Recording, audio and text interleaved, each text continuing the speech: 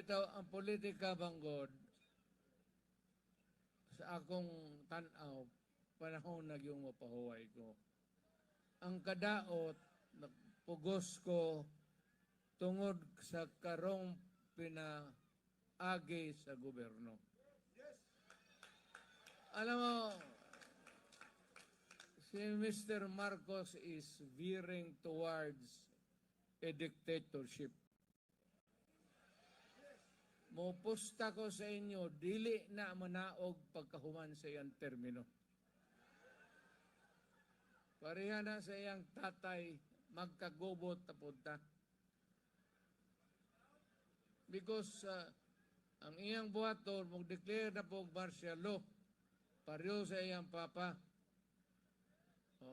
Pag martial law, why election, siya na po yung ilit.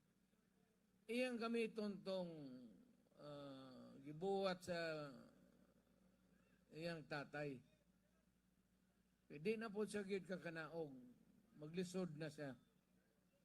Pero munang kamo makatilaw yun mo o gubot. Timanin ninyo na. Pareha siya martial law ni Adto. Pero kamo mga sundalo o polis, paminaw mo.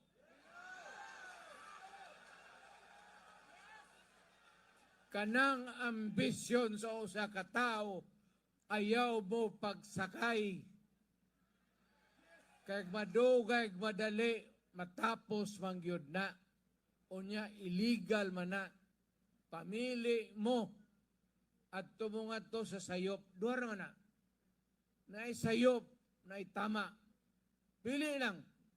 Sundalo, polis. Ari ka sa sayop.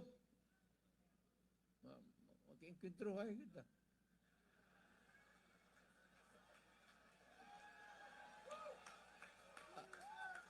Ang tama, magtanong og utang kabubuton ninyo ang Pilipino.